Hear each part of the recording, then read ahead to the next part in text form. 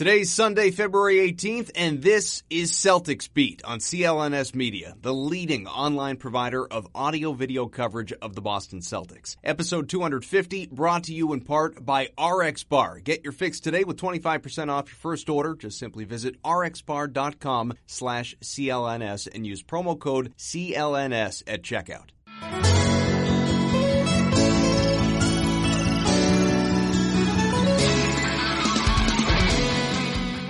And with that, we are back. Adam Kaufman here with you on Celtics Beat. It's been a while. I've missed talking to you. It's good to be here. Great to be on this platform. And my thanks to these guys for giving me the opportunity. I'm really excited. Larry H. Russell, you all know him. He did a phenomenal job. Evan Valenti as well recently. And I'm just really looking forward to sinking my teeth into this podcast for a good long while because we have so much to talk about as it concerns the Boston Celtics, the rest of the NBA, and later on in this program, in just a few short minutes, really, I'm going to be joined by Chris Mannix from Yahoo Sports, senior writer who does an incredible job covering the league, has a whole lot of opinions too, and he is going to help us dissect exactly what is going on with the Boston Celtics. And quite frankly, wish I was kind of taking over this thing on a higher note. We'll get to that in a moment, though. If you're unfamiliar with me, with my work, one, that's a shame. Shame on you. Get me on Twitter, at Adam M. Kaufman. I'm very interactive there, and I look forward to talking to you. But just a few of the About Me highlights. And I don't mean me telling you about myself and my career and boring stuff like that. I mean about me and as it relates to the Boston Celtics, just some beliefs, some opinions that I have, and here they are. And if you disagree, again, light me up on Twitter if you want, but I feel very firmly about all of these things. Paul Pierce, unquestionably, top 5 player in Celtics history. Love that his number went up to the rafters recently, like there was any debate. Of course it was going there, but he is not, I'm sorry, Cedric Maxwell or Robert Parrish. Actually, I don't even know if Max said it, but Robert Parrish and others, he's not better offensively than Larry Bird. That is ridiculous. And Robert, you played with Larry, okay? No better. Doc and Ray, this double standard, it's the hill that I will die on. The fact that Ray Allen is so hated around here still, the vitriol, while Doc Rivers is beloved. It's not even like I hate Doc Rivers. I really don't. He was fine. He's a fine coach, vastly overrated, but a fine coach. But the way that he is accepted and viewed in this city as compared to Ray Allen, I don't even want to do it right now. I'd go on for hours. Point is, if you don't like Ray Allen, you don't like Doc Rivers. That's the way it should work. And quite frankly, you should still like Ray Allen and dislike Doc Rivers because he's the one that quit on the Celtics, not Ray, who left under his own terms as a free agent, whatever. Again, I'm gonna go wildly off topic. I will do this forever, and it's only going to piss me off and probably you. But the double standard there is absurd. During that era, though, 2008 team, one of my favorites. How could it not be? Everybody's as well. Eddie House, though, that was my favorite player from that era, and I spent 2 years searching for his jersey, a Celtics jersey, and I found it. The old one, the green with the black lettering, the white stitching. I found it. It still hangs in my closet. I wear it from time to time just around the house. I'm not one of those guys that necessarily wears a jersey in public unless it's, like a replica from the Mighty Ducks movie. Al Horford, I'm a defender. Marcus Smart, I'm a defender there too, although admittedly, I still look back to that Marcus Smart draft when he was taken 6th overall, and I so badly wanted the team to take Julius Randle instead. I really did, and I still think about that sometimes. Now that Randle especially is coming into his own and becoming a player, and I love Smart, I view him as almost invaluable. Not to say I'd pay him anything, so I realize that immediately flies in the face of what I'm talking about. I love Smart, but man, I'm a big Randle guy. I would not trade Jason Tatum in a package for Anthony Davis. I've upset Twitter about that a number of times. I think that can stand alone. Now, when I say that, I don't mean one for one. Like, obviously, that's a no-brainer, but that would never happen. It's not even mathematically feasible under the cap rules in the NBA. But in a package to get Anthony Davis, provided that ever happens, I'd give up Jaylen Brown. I would not give up Jason Tatum. Isaiah Thomas, there's so many things with this guy. And I'm a fan. I really am. Even though he blocked me on Twitter, I'm a fan. But here's one thing I've always hated. I hated it when he was in Boston. I don't think he's really done it since. He hasn't been healthy enough, quite frankly. We haven't had that IT time, that Mr. Fourth Quarter time, king in the fourth, all that stuff. But I always, even when he was lighting up other teams in the playoffs or regular season, I hated the looking down at his wrist thing. I hated it. I absolutely hated it. The IT time, so dumb. In the spirit of where we are right now in the calendar, the NBA absolutely blew it, not televising the All-Star draft. That would have been a ratings bonanza for basketball fans and left us all hanging. You better do it right next year. Adam Silver knows that. These guys need to get over themselves. So freaking sensitive. Uncle Drew movie is going to be coming out, June, I think? I don't know. It's relatively soon. So here's how I feel about basketball movies. Actually, I have a lot of opinions on basketball movies, but I'm going to shout out one quick one. Eddie, better basketball movie than Celtic Pride. I'm sorry.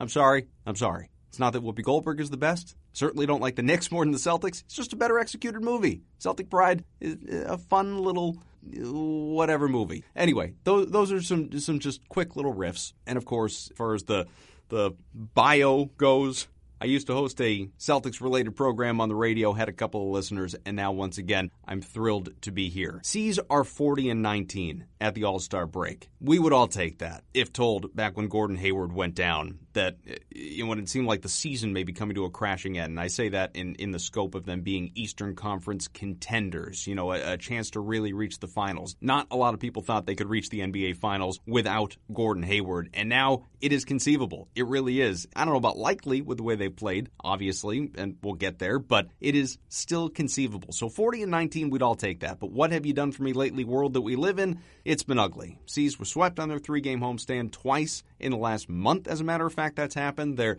after allowing a season-high 129 points the other night to the Clippers. They have now lost 3 in a row, 4 of 5, 9 of 15. They're playing maybe their worst basketball of the year. There's miscommunication. There's no attitude or toughness or effort. There's a lack of chemistry, lack of consistency. The C's routinely are getting outplayed, and that has to stop. And Brad Stevens has talked about the need to maybe tinker with his rotations, and I'm going to ask Chris Mannix about that because I don't know what he's going to do. I really don't. I don't know if Chris knows what he's going to do, but hopefully has some insight into it because that is not an easy question to answer when you have the talent that you have on this team and the way it is broken up. It's not all of a sudden. People have asked me this on Twitter, again, at Adam M. Kaufman, are you going to sit Jaylen Brown or Jason Tatum? And I don't mean sit them, bench them. I mean move them to the bench from the starting rotation. No, you're not. You can only really play with a big, right? Kyrie's not going anywhere. Tatum's not going anywhere. Brown's not going anywhere. Horford's not going anywhere. So you got one guy.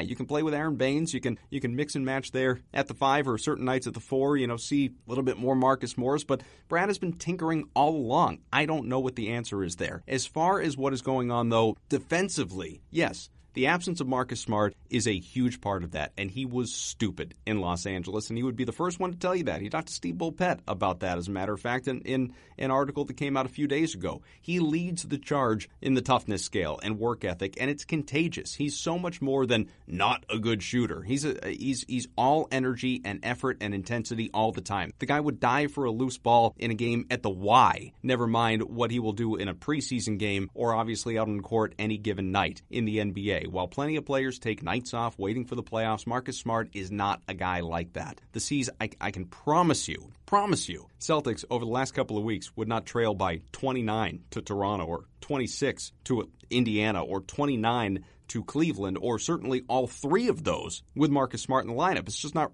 reality. He's been out 11 games. Over the last 7, Boston's defensive rating has been 109.3. 109.3. That is 9 points per 100 possessions worse than where they stand on the season overall. They're still, if you can believe this, Celtics are still first in the NBA in defensive rating. Spurs are next, about a point behind them. C's are at 100.9. Still first. Still the best defensive team in the NBA, if you can wrap your head around that. It's just they have not played like it. Without Marcus Smart, over 11 games, the defensive rating is 105.2. Previously, the first 48 games, and I know Smart missed a couple early on, but the first 48 games that Smart largely played in, 99.8. A difference of 5.5, almost 6 points per 100 possessions. They have a negative rating, a negative net rating without Marcus Smart. He's important. For all the people that think he's useless or worthless or he hurts you offensively, he has worth. The offensive rating, it's identical in the time with Smart versus without Smart. The defensive rating, again, vastly different. The rebounding rating, a little bit different. The effective field goal percentage, they actually shoot better. I'm not going to say specifically with Smart on the floor, but at least when he's been in the lineup. And it's easy to cherry pick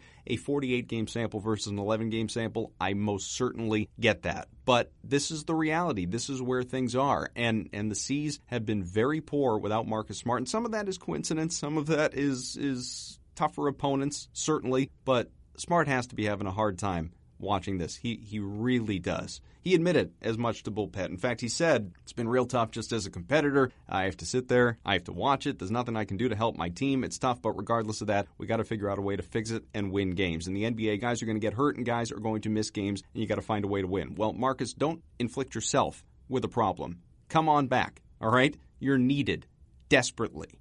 All right, so you've heard enough of me, and there'll be plenty more of this going forward in future shows and other things, cool things that we have planned around my joining CLNS and just future shows and ideas and getting you guys more involved because, as you know, from back when I was doing Celtics at 7, listener interaction is what I'm all about. I don't like to monologue at you as I have been doing for the last 12 minutes or whatever it's been. So we're going to get you guys more involved. I promise you that. In fact, we'll get some tweets at the end of the show, just some questions that you guys had before we get out of here. But let's welcome in Chris Mannix, senior writer at Yahoo Sports, still does great work with the NBA there, and obviously at NBC Sports Boston. You've seen him as an analyst on set, on the sidelines, even as the color commentator recently. Chris, when's the play-by-play debut?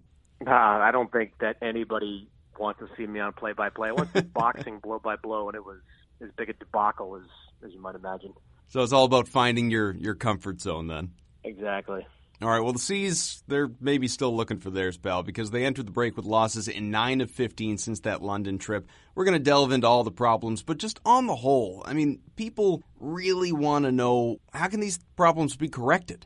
Well, I mean, I think some of the defensive problems are addressed with Marcus Smart coming back. I mean, they've had real problems with, dribble penetration, whether it's, guards, small forwards, getting to the basket pretty easily. So I think Smart's defense will be a welcome, asset coming back. And really some of it's just toughness. I mean, they've been getting bullied a lot over the last couple of weeks, whether it's Toronto, Indiana, Cleveland.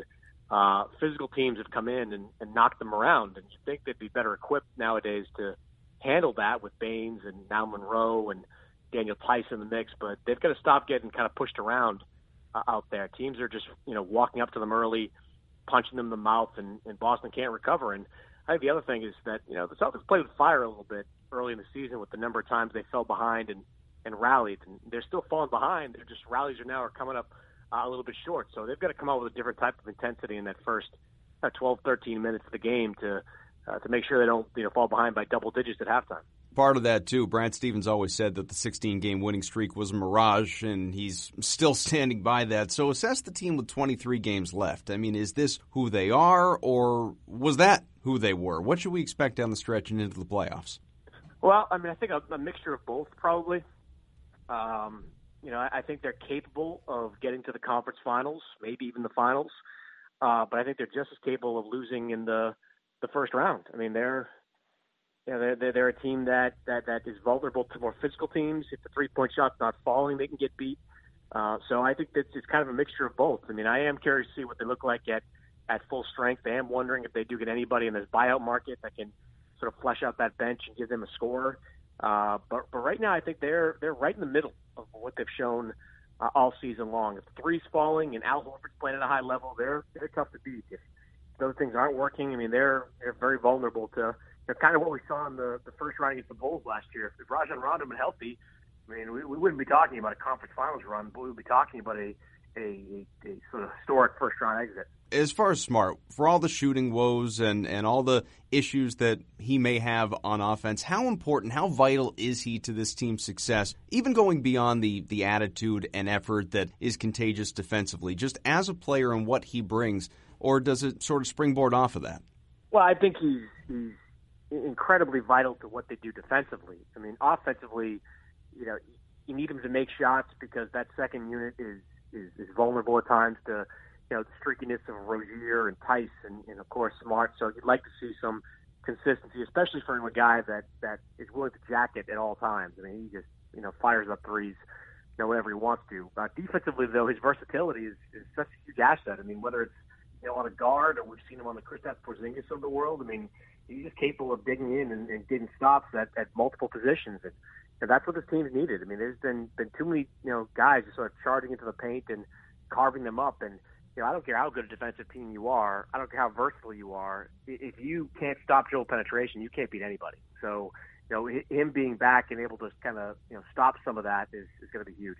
I'm going to have Chris hang on for just a second. Want to tell you today's show is powered in part by RX Bar. RX Bar is a whole food protein bar. What does that mean? Well, RX Bars are made with 100% whole ingredients. They want to be transparent and upfront with their customers, which is why they label their core ingredients. Egg whites, dates, nuts. Sounds like kind of the Tom Brady diet. It's all there on the front of the package, and ingredients that make the texture and taste on the back. 100% real cacao. I had to look that up. I'm not kidding. Cacao, I don't know what that is, but it's a bean. I can tell you that, but I definitely didn't know how to pronounce it. Coconut, all of that is there. Beyond being a go-to snack that checks off a number of nutritional boxes, RX Bars actually taste delicious. They found creating a bar made from real whole food ingredients actually tastes better than anything that's out there. RX Bars, they don't need fillers, the additives, the chemicals, or added sugar. So I'd encourage you, go out there, have one. RX Bars core ingredients do all the talking. It's simply like eating 3 egg whites, 2 dates, 6 almonds. No BS. Whether you like sweet or savory, chocolate or fruit flavors, there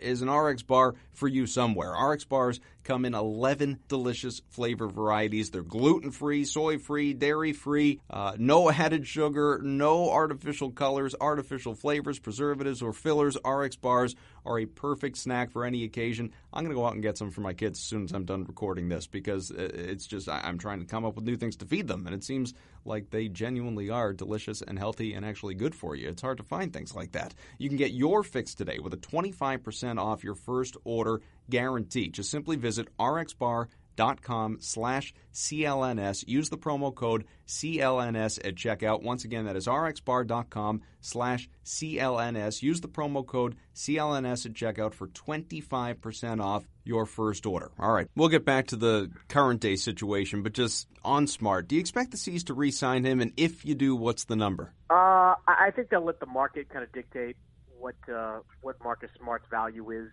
Look, I think they have a number in their head. Whatever they offered Marcus in the last off season, probably around $10 million per year, $11 million per year. I think they're willing to pay that, and I think they'll say to Marcus, if you can get a better deal, go out and get one, and we'll see what happens. But as you've seen with Lou Williams, and of course, as everybody's kind of written at this point, the marketplace for everyone really is going to dry up this summer. I mean, I don't think that a Gary Harris type of deal is out there for Marcus Smart. I don't think there's a bunch of teams out there willing to do it. I mean, there are teams that really like Smart. I mean, Denver likes him a lot. Sacramento loves him. But these teams have the kind of cap flexibility to offer a $15, $16 million per year deal to a guy that not only is still inconsistent with his shot, but also continues to show maturity issues? I don't know. I don't think so. So I think Boston's in a good place to get Marcus back long term. And I think they'll do it because even though if you bring him back, bringing him back, they may not mean they want him on the team long term, but it gives them another movable asset if they choose to make a deal down the line. He has to be really frustrated, right? I mean, never mind the self-inflicted hand injury and missing all this time as a result of that. I was one of the people, I don't know about you, who felt going back to the beginning of the year, while it was awful, it sucked that Gordon Hayward went down.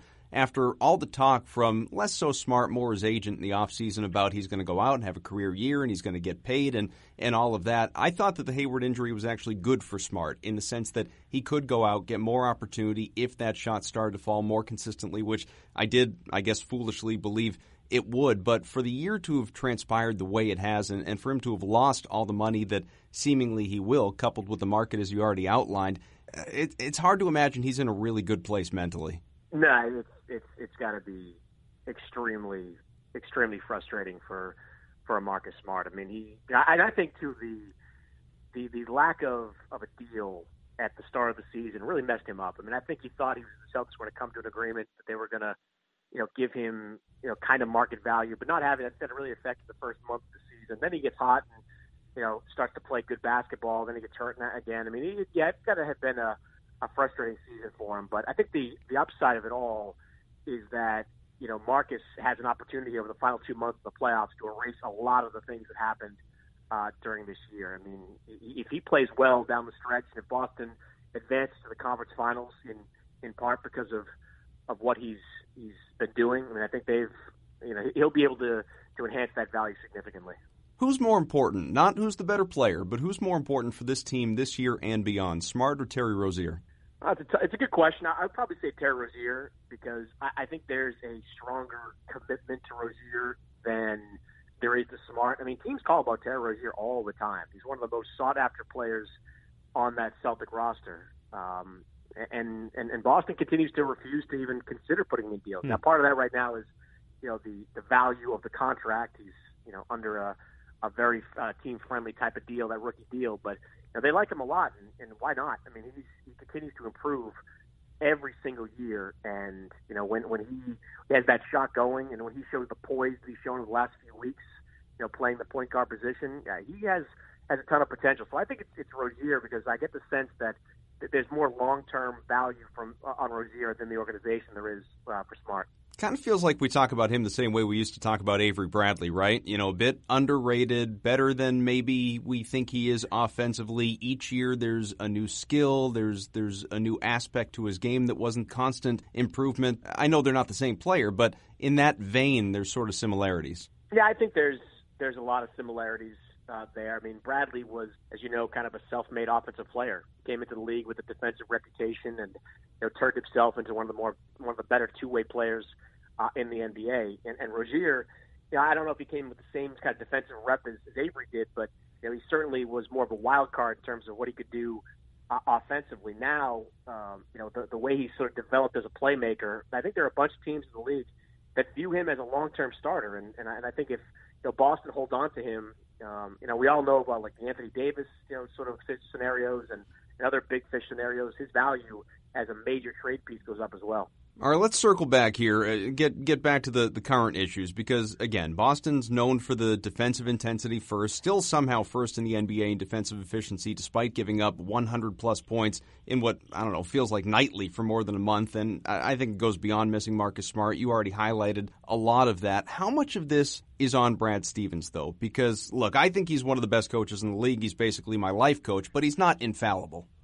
No, I agree. And, if we're going to credit Brad Stevens for, all the success of the last 2 years and being one of the top coaches in basketball, we, have to criticize him when the team goes kind of south there. And I think, maybe it's one thing I would look at is kind of player accountability there, getting into these guys a little bit more. I mean, as I said at the top, this team has been punched in the mouth a lot over the last, couple of months, or a couple of weeks, should say. And they haven't really responded all that well. They continue to fall behind, and they haven't really adjusted or corrected for that, since the start of the season. A lot of that's on the coach. I mean, Brad Stevens is still an elite coach, a guy that draws up incredible plays at the end of games, and clearly has the respect of his team. But he's got to find a way to get these guys going early on. He's got to find a way to make sure that they leave the locker room and they're ready to go. Because if you go into a playoff game, let's look at the back end of the bracket for a second. I mean, Detroit, when they get Reggie Jackson back, they're going to be really tough in the first round. Milwaukee,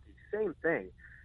You can't fall behind these teams in the playoffs and expect to win. So I think that definitely Brad Stevens has some accountability. Well, case in point, the Bulls last year, and that was not a very good team, but took those first couple games. Rondo gets hurt, as you said, and who knows which way that thing plays out. But the offense, as far as not to double down on criticizing Stevens, but the offense, it's been inconsistent all year for the group. I think part of that, obviously, a large part of that is the talent. But Brad finally alluded to changes to the rotation after the break. So what would you expect? What makes sense here?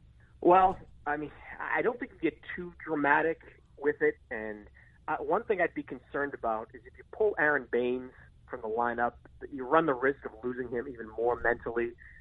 Baines has been such an instrumental part to this team's defensive success, and I do think the signing of Greg Monroe has adversely affected him. So I think you want to keep him kind of there. And I don't know. I don't know where you go. I mean, do you move a Brown or a Tatum to the bench? No. I think maybe you give some other guys some opportunities, but you really want to see more of like Shemi Ojeleye and Abdul Nader. I mean, they're nice players, but I don't think you mix up the rotation too much. I think you just kind of hope that Smart changes your defensive identity, and they just kind of get it over the All-Star break, and things click, and they stop falling behind by as many points as they do. You mentioned Jason Tatum. He's had some struggles for a little while now. Certainly has not been the same guy since he dislocated that finger. So is that a convenient excuse, or can we call this the rookie wall? Is the finger the problem? What's the difference between those two ends of the spectrum? Yeah, I think it's more the proverbial rookie wall that's out there. I mean, Tatum has had his moments over the last couple of weeks. He's had some big games, and you can see that the trust has not eroded in Jason Tatum at all by Brad Stevens. He hasn't played well, but he's been in the game in the fourth quarter, and he's made some big shots. But I just think they want him to kind of crash through it. I don't think the finger is that big an issue in terms of affecting his shot. He certainly has slumped, since that injury, and really since the London trip has kind of, sort of fallen apart a little bit from the three-point line. But I think they see him as a guy that needs to just kind of power through that wall and get back into the mix. He's such a gifted offensive player. I don't think they'll lose any trust in him. I don't think they'll stop playing him 30 minutes a night. But remember, this is a guy that came into the season, having played 30 college games at 28 minutes per game. Now he's at 50 NBA games at right around 30 minutes per game. Mm-hmm. So there's understandable bit of whiplash to him, especially when you come into the year thinking that you're part of a three-man rotation with Gordon Hayward and Jaylen Brown. All of a sudden you're the starting swingman for the number one seed in the East. So it's bad enough, Chris, that you said that Greg Monroe's addition has adversely affected Aaron Baines, because I think we all love Baines. But on top of that, Monroe just hasn't been very good. Now, in fairness, he hasn't had a lot of time to practice and get up to date, up to speed, acclimated with this team, all of that. But there's some concern out there as to what he actually brings to this club just because of how kind of colossally slow he is on the court. What's his role going to be with this club? Well, I think his conditioning will probably dictate that. I think he came to the team and wasn't in the best of shape, from his time in Phoenix, and certainly maybe not the kind of shape that Boston needs him in. But the Celtics, they like his offensive potential, and as I mentioned, that second unit's been a problem. They think that Greg Monroe can kind of anchor that second unit. They think he can be, kind of the low post threat that they've yet to have over the last few years, and I can see that. I mean, I can see him being effective from that low post. He's just going to have to work his way back into shape, understand the plays a little bit more. I've always been pretty high on Greg Monroe, and as you've seen, he's killed the Celtics over the years. Mm-hmm. So, I think he can be kind of a double threat coming off the bench. But as much as anything, there'll be matchup, scenarios where some nights Aaron Baines, gets the bulk of those minutes, and some nights, as we've already seen, Greg Monroe is going to get them. As we sit here in mid-February now, some of the bigger names, they've been scooped up on the buyout market. Do you still think Danny Ainge is going to be active there? Oh, I think he's very active now. It's just, this is one of those weird years, or the first year in a while, the trade deadlines have moved up. So now there's kind of, 3 weeks for teams to play chicken with their players. And, some guys were obvious buyout candidates, Bellinelli, Joe Johnson, to name two. Other guys will be less obvious. And so I think over the next, week or so, you're going to see players and teams that want to part ways, talk to each other about how much money they want to leave on the table, and then kind of go from there. So I think there'll be someone on the market. Just, they're not going to go out and sign like a Tony Allen, because he's not the two-way player that they need. But if there's an Ersan Ilyasova type that hits the market, which is distinctly possible, I absolutely think they'll make a run at him. So this hasn't gotten a lot of play, and probably for good reason. But Chris Bosh said he wants to make an NBA comeback, prefers to sign with a contender. Is he an option for Boston? No, he's not an option for anybody. Chris Bosh was ruled medically unfit to play by the Heat. That was backed up and reinforced by the NBA. You don't go doctor shopping in this league. You just don't. And, Boston knows that as well as anybody. The Reggie Lewis situation still looms large across the league. I mean, I admire and respect Chris Bosh for wanting to play, for believing it's possible. But I think his career is probably over. Giant question mark on this club always surrounds Gordon Hayward. That's the guy, right? This is the guy they need. Why can't they get him? Well, for obvious reasons. He's hurt. But do you believe he's going to play this season? How do you feel about it as things stand right now? I don't think he's going to play, and I've vacillated a lot on that over the last month or two. But, it's funny. He was at the arena the other night, and I was looking at that ankle. There's no brace on it, so that's a good thing. But it's still purple, and it's still, kind of swollen. And we're, fast approaching March right now, and I don't know how you get Gordon Hayward back into shape fast enough to be able to play for a playoff team. I mean, and Brad Stevens said it before. He said it to me on the radio the other day. They're not holding out hope that Gordon Hayward comes back. I mean, I guess anything can happen, but right now I would put it at a 90+% no kind of guess. I know you believe in Cleveland. You've talked a lot about that since their moves. I do too. In fact, I never counted them out prior to that as badly as they were playing, just because I think when you have the best player in the world on your team, it's premature to say, oh, they're not going anywhere. But with all we know right now, who has the edge between the C's, the Cavs, and the Raptors in the East? I still got to give Cleveland the edge right now. But Toronto scares me. I mean, Toronto, the way they're playing, offensively, no longer isolation heavy. The bench with these young guys stepping in, guys nobody's ever heard of, Pascal Siakam and Dylan Wright and Fred VanVleet. They're playing great roles right now. I wonder what they look like in the playoffs. Can they keep that going? But right now, they're a little tough. But Cleveland, those additions they made, and we saw this last week. I mean, you surround LeBron James with consistent shooters, he's tough to stop. And Rodney Hood is, him shooting 40+% of open threes is not an aberration. Jordan Clarkson is going to make shots.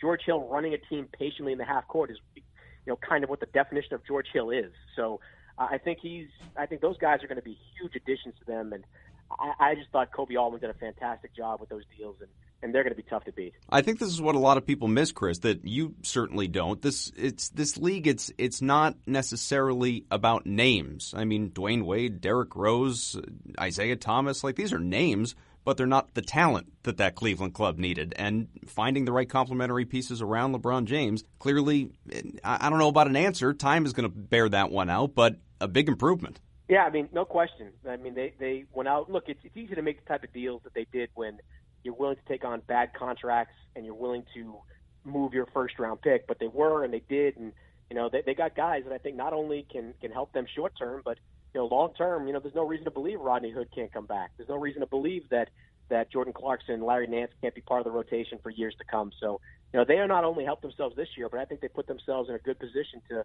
recruit LeBron James in a few months. Well, that's just where I was going to go with these moves. And what is the likelihood now that, and a lot can change, especially depending on the playoff run, but what's the likelihood that LeBron does stay, or are you, like many others, just kind of waiting for him to leave?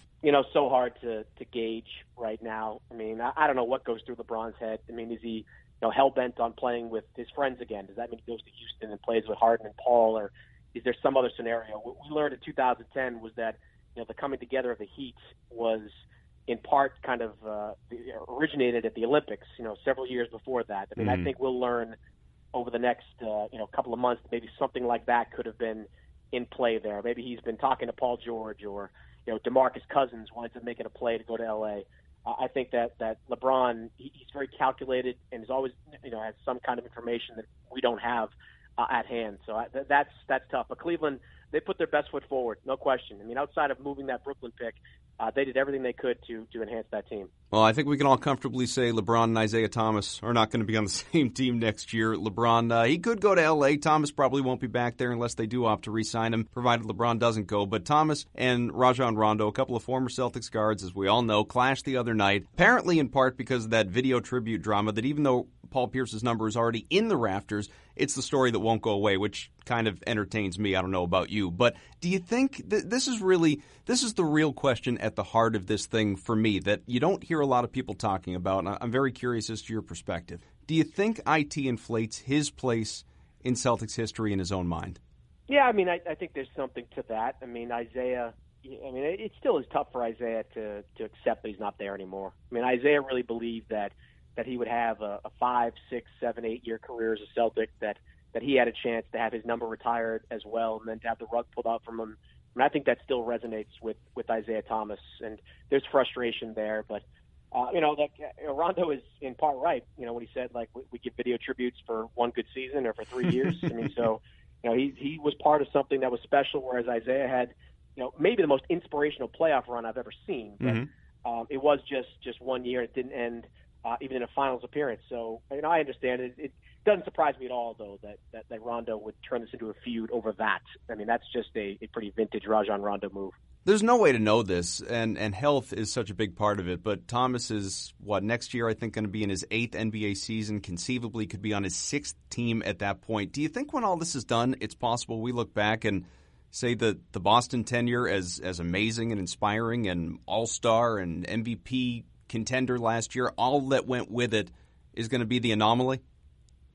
Yeah, I mean, I don't think he'll ever get back to being a top 5 MVP player. I do think there's an opportunity with the Lakers. I mean, the Lakers, I talked to Luke Walton about this the other day. They like him, and they like what he brings in terms of maybe playing alongside Lonzo in the future. I mean, Lonzo's a 6'7", point guard, and Isaiah could conceivably play off him if he, kind of has the right mindset with all that. So I think he can get back, and plus, he's going to get healthy again. He's going to be a better player. And look, we've seen, counting out Isaiah Thomas is foolish. I mean, this guy, overcomes adversity as well as any player I've ever seen. And even though he may not, have that kind of storybook ending that he hoped he had playing with Boston, I think he can still be an all-star caliber player on the right team. He's just got to find that team because, as we talked about earlier with Smart and the options he has, I think Isaiah will have equally limited options on the free agent market. All right, Chris Mannix, senior writer at Yahoo Sports, utility man, you might say, at NBC Sports Boston when it comes to their basketball coverage. Does a great job at all places. Make sure you check him out on Twitter. Chris, thanks a lot, man. Really appreciate it.